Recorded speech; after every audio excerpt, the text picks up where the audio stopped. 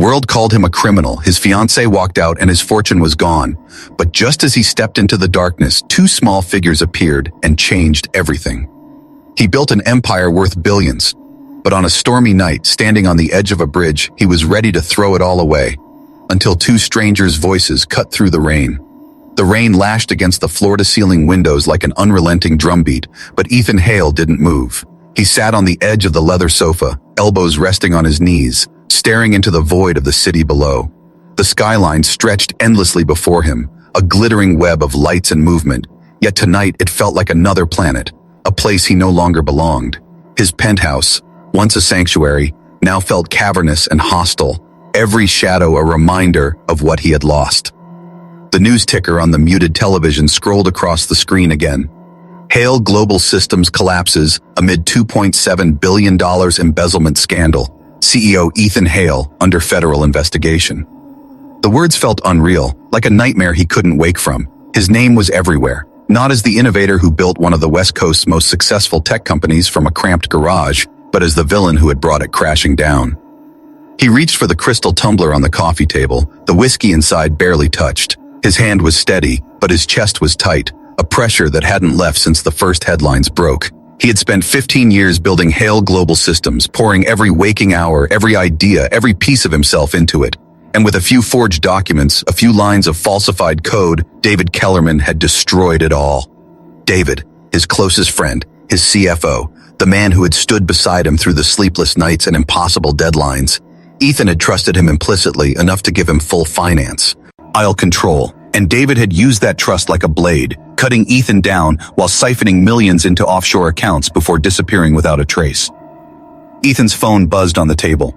Another message from his attorney, no doubt another grim update about subpoenas, asset seizures, the possibility of criminal charges. He didn't even glance at it. The calls from investors had stopped hours ago, their voices sharp with betrayal before they went silent. His board had voted him out before noon. By mid-afternoon, reporters were camped outside his building, shouting questions about fraud and ethics. And then, as if the day hadn't taken enough, he had come home to find the apartment half empty. Julia's clothes gone, her note on the counter, a single line scrawled in her hurried handwriting. "I can't do this. Don't contact me."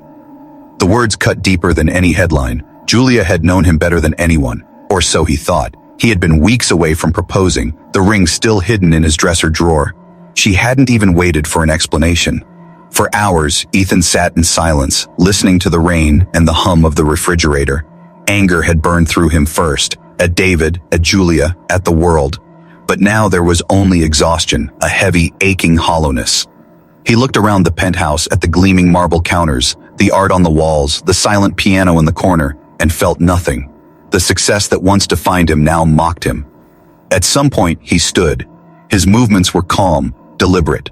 He grabbed his coat from the rack and stepped into the hallway, ignoring the concierge's worried glance. The elevator descended like a coffin lowering into the ground. Outside, the city was drenched, streets glistening under the relentless downpour. He drove with no music, no destination, just the hypnotic rhythm of the wipers keeping time with his thoughts. His hands were steady on the wheel, his mind strangely clear. By the time he reached the bridge, it was past midnight, the road slick and nearly empty. The towers loomed ahead like silent sentinels, disappearing into low-hanging fog. Ethan pulled to the shoulder and got out. The wind hit him hard, whipping his coat and soaking his hair within seconds. He walked to the railing, each step echoing on the wet steel. Below, the black waters churned violently, reflecting the distant city lights like shards of broken glass. He gripped the cold metal with white knuckles. All it would take was one motion, one climb, one step forward, and the storm inside him would be over. No more lawyers, no more headlines, no more betrayal or empty rooms, just silence. The rain streamed down his face, mingling with the salt of his tears. He closed his eyes and leaned forward, the roar of the wind filling his ears, the darkness calling to him. For the first time all day, he felt something close to peace. And then, somewhere behind him, a sound, soft, fragile, impossibly out of place, pierced the night. A child's voice. "Mister, please don't." Ethan's eyes snapped open, his breath catching in his throat. The voice was so small, so fragile, that for a moment Ethan thought he'd imagined it, a trick of the wind.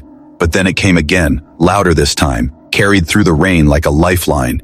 "Mister, don't do it!"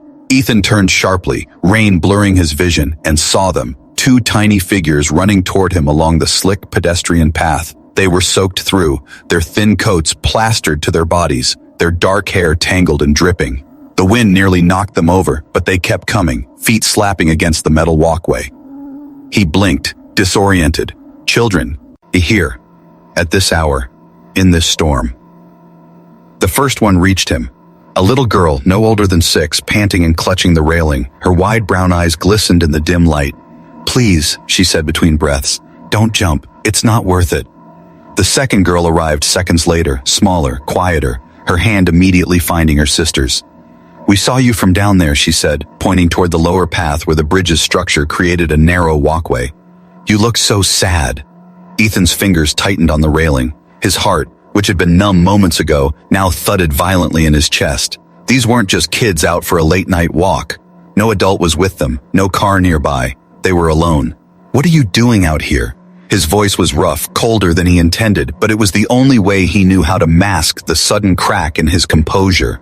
The bolder one straightened, chin lifting in a way that reminded him painfully of his younger self at that age, defiant, unwilling to show weakness. "We don't have anywhere else to go," she said simply. Something inside Ethan shifted. He took them in fully now. Their soaked shoes, the dirt on their faces, the way the smaller girl's teeth chattered as she tried to stay close to her sister. These kids weren't just lost, they were surviving. "Where are your parents?" he asked, softer this time. "They're gone," the first girl replied after a pause. No tears, no theatrics, just a flat, matter-of-fact truth delivered by someone far too young to carry it. The younger one leaned closer to her sister. "I'm Sophie," she whispered, "and she's Lila. She's older by 4 minutes." Even in the middle of a storm, Ethan almost smiled at the detail. 4 minutes. He could picture them clinging to that small difference, as if it gave them some order in a world that had taken everything else. The wind howled, spraying icy rain across their faces. The girls were shaking now from cold or fear, maybe both. Ethan suddenly became aware of how precarious this moment was. He was standing on the edge of ending his life while 2 children, homeless and helpless, were standing here begging him not to. "You shouldn't be out here," he said, stepping back from the railing.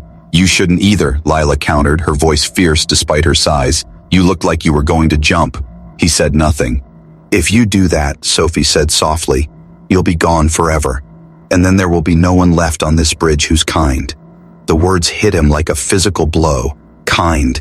It had been a long time since anyone had used that word about him. A flash of lightning split the sky, illuminating their tiny, trembling forms, and in that flash, Ethan saw himself reflected back, not as the billionaire tycoon from magazine covers, but as a man who had been stripped bare, standing with nothing but his broken heart.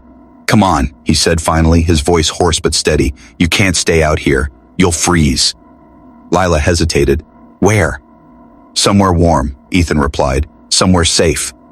He led them toward the car, the storm raging around them. Sophie clutched his coat, her small fingers ice cold against the fabric. Lila stayed a step behind, still wary, still ready to run if he made a wrong move. They reached his sleek black sedan. The twins froze. It was a luxury vehicle, gleaming even in the rain, a stark contrast to their ragged appearance. "It's okay," Ethan said gently, opening the rear door. "It's just a car. You'll be warm inside." Sophie climbed in first, hesitant but trusting. Lila followed slowly, keeping her eyes on him the whole time, as though daring him to prove her wrong. When Ethan slid into the driver's seat and started the engine, the heater hummed to life, filling the car with blessed warmth. The twins sat huddled together, shivering less now, their breath fogging the windows. He caught his own reflection in the rearview mirror. He looked wrecked, rain-soaked, hollow-eyed, his jaw clenched tight. But for the first time in months, there was something else there too. Purpose. Tonight, he thought, I was ready to die. Now 2 strangers were in his back seat, and all he could think about was keeping them alive. The bridge disappeared behind them as he drove into the night, leaving the darkness and his old life behind. The city streets gleamed under the rain as Ethan guided the car through the empty avenues, the wipers beating a steady rhythm like a heartbeat that refused to stop. The twins sat in the back seat, silent now, their big brown eyes reflecting the passing streetlights. Lila's small hand was protectively wrapped around Sophie's, her shoulders squared as if she was ready to fight anyone who might hurt her sister. Ethan's mind raced as he drove. This was insane. He was bringing two children, strangers, into his home in the middle of the night. He didn't know their last names, didn't know who might be looking for them, didn't know if they were in danger. And yet, every time he glanced in the rearview mirror, saw their small, shivering frames, something in him hardened. There was no turning back. When they pulled up to the glass and steel high-rise, the doorman's eyebrows shot up. It wasn't every day Ethan Hale, disgraced billionaire, rolled in with two drenched, ragged children at 2 a.m. But Ethan didn't stop to explain. He led them through the pristine lobby, their wet shoes squeaking on the marble floor, up the private elevator that climbed 40 floors into the sky. The penthouse was silent when they entered, the floor-to-ceiling windows revealing the city lights blinking below like fallen stars. The girls froze just past the doorway, staring at the cavernous space with its minimalist furniture, gleaming kitchen, and art-lined walls. To them, it must have looked like another planet. "You live here?" Sophie whispered, her voice barely audible. "For now," Ethan said, shrugging out of his rain-soaked coat. He caught the note of awe in her voice, and for a moment he saw his home through their eyes, not as a fortress of loneliness, but as something safe. He moved quickly, finding blankets in the linen closet, towels from the master bath. The girls were still standing in the entryway, too polite or too scared to move. "You can come in," he said gently. "You're safe here." They hesitated before stepping forward, leaving small wet footprints on the polished hardwood. Ethan crouched down so he was at eye level, offering them the towels. "Let's get you dry first." Sophie accepted hers shyly, rubbing her hair, while Lila simply wrapped hers around her shoulders, still watching him with wary eyes. "Are you going to call the police?" she asked suddenly, her voice sharp with suspicion. Ethan paused. The truth was, he hadn't decided what he was going to do yet. "Not tonight," he said. "Tonight we're just getting you warm, fed, and safe.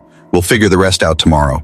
The tension in Lila's posture eased slightly, but she still hovered protectively near Sophie as Ethan moved to the kitchen. The refrigerator was nearly empty. He hadn't eaten a proper meal in days, but he found eggs, milk, and bread. Soon the warm smell of scrambled eggs filled the air, and the girls crept closer, drawn by the scent. They sat at the kitchen island, bundled in blankets, watching him cook as if he were performing some kind of magic trick. When he placed plates in front of them, Sophie's eyes went wide. "For us?" "For you," Ethan said, grabbing his own plate and sitting opposite them. He hadn't realized how hungry he was until now, but even as he ate, he found himself watching them. They ate slowly, savoring every bite as though afraid it might be the last real meal they'd get for a while. When they were done, he fetched 2 sets of pajamas from his closet, soft, oversized things that hung off their thin shoulders, and pointed them to the guest bathroom. While they changed, Ethan stood in the hallway, his hands braced against the wall. What was he doing? This was reckless, dangerous even. The authorities could accuse him of kidnapping. The media would eat this alive. But then the bathroom door opened, and Sophie padded out, swallowed in a flannel shirt that dragged past her knees. "Thank you," she said simply, her small voice carrying more weight than any headline could. Lila followed, her hair damp but brushed back now, her dark eyes still full of defiance. "You don't have to keep us," she said. "We can go when the rain stops." Ethan crouched down, again meeting her stare. "I'm not throwing you back on the street," he said quietly. "You shouldn't have to survive out there alone." Something flickered in Lila's gaze. Surprise, maybe, or the first crack in the armor she'd built around herself. She didn't answer, just nodded once, curtly. Later, after they had curled up on the enormous sectional sofa under layers of blankets, Ethan stood near the window, watching them sleep. Sophie's head rested on Lila's shoulder, their small hands still linked even in sleep. The sight hit him like a blow. He had been seconds away from ending everything tonight. And instead, here were 2 reasons to keep living, breathing softly in his living room. For the first time in months, Ethan didn't feel entirely hollow. Something fragile, something terrifyingly close to hope, stirred in his chest. But as he turned off the lights and stood alone in the dark, he knew one thing with absolute clarity. Whatever storm had brought these girls into his life, it wasn't over. If anything, it was just beginning. The storm had passed by morning, leaving the city washed clean, but Ethan's mind was anything but clear. Sunlight streamed through the penthouse windows, too bright, too cheerful for the heaviness in his chest. The twins were awake before him, sitting cross-legged on the couch, staring out at the skyline as though it were a painting. They looked impossibly small in the vastness of the room, 2 little islands of life in a space that had been dead for months. When Ethan walked in, both girls stiffened, as if bracing for bad news, until he smiled and said, "Breakfast?" The word broke the tension like glass. Sophie nodded eagerly, but Lila's gaze remained fixed on him, unreadable. She still didn't trust him completely. As he cracked eggs into a pan, Ethan's phone rang. Unknown number. His gut tightened as he answered. "Mr. Hale, this is Detective Marissa Cole with the Missing Persons Unit. We received a call about 2 children in your care." Ethan's hand stilled on the pan. "And they were living under the bridge last night," he said, keeping his voice level. "I couldn't leave them there. I brought them here to keep them safe." "Sir, I'm on my way to your residence," the detective replied. "Please don't let them leave. We need to make sure they're okay." The call ended, leaving Ethan with a knot in his stomach. He glanced over at the twins. Sophie was humming softly to herself, content, while Lila was watching him again, her suspicion flaring. "You're going to send us back," she said flatly. "No," Ethan said immediately. "I'm not sending you anywhere, but the police have to check on you. They need to know you're safe." Lila crossed her arms, every inch the tiny warrior. "Safe means no Hendersons." "Who are the Hendersons?" Sophie spoke for the first time, her voice barely above a whisper. "The last house we lived in." Ethan didn't have time to ask more. 20 minutes later, the elevator chimed and Detective Marissa Cole stepped into the penthouse. She was in her 40s, her expression calm but sharp, her brown hair pulled back tight. Her eyes softened slightly when she saw the girls, still wrapped in the oversized flannel pajamas Ethan had given them. "Mr. Hale," she said, extending her hand, "thank you for contacting us. May I speak with the children?" Ethan crouched next to the couch. "She just wants to make sure you're safe," he told them. To his surprise, Lila nodded and stood. "We're safe here," she said firmly, like she was making a declaration.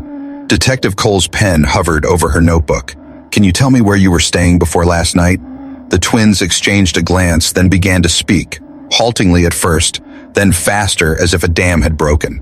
They described the Hendersons' house, how Mrs. Henderson made them wear different clothes and yelled when people confused them.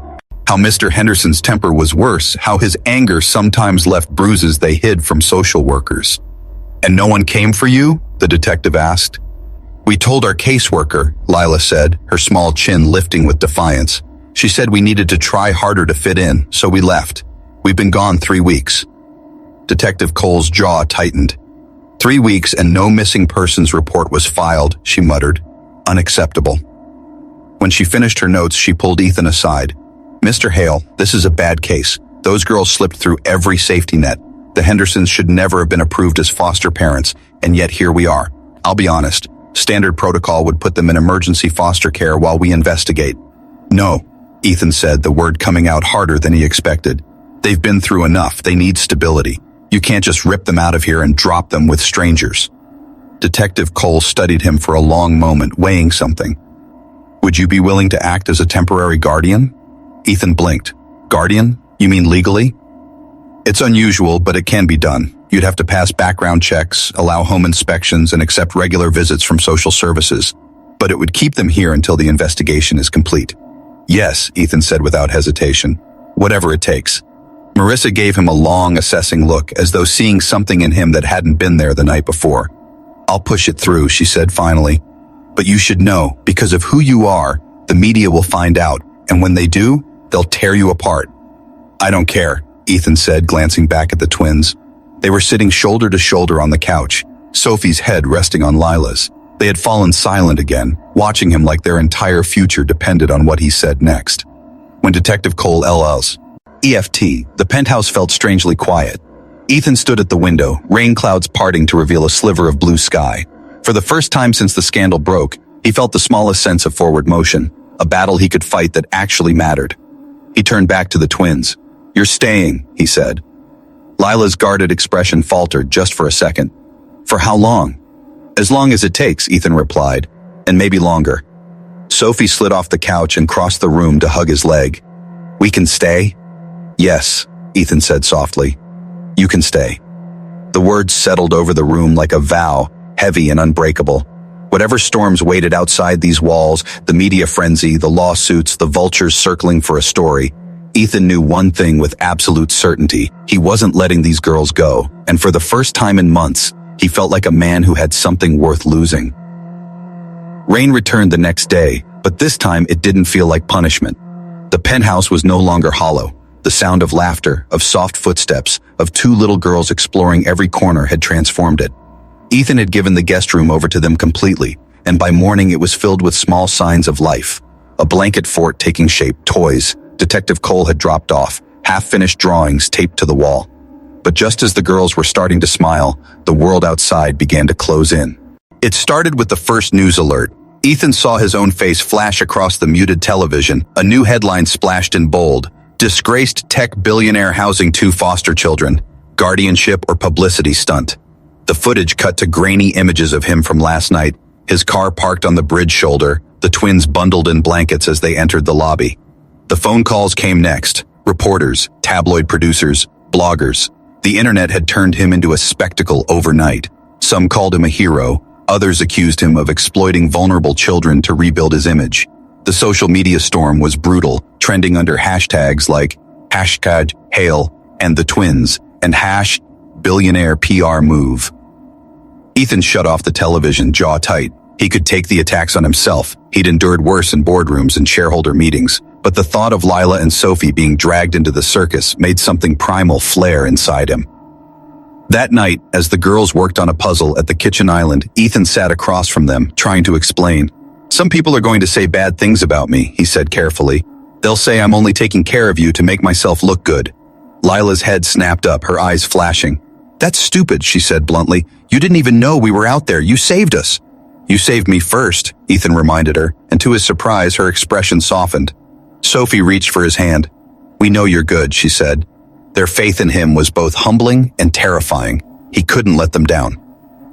The next few days became a blur of inspections, interviews, and paperwork. Social workers toured the penthouse, noting every safety measure, every piece of food in the fridge.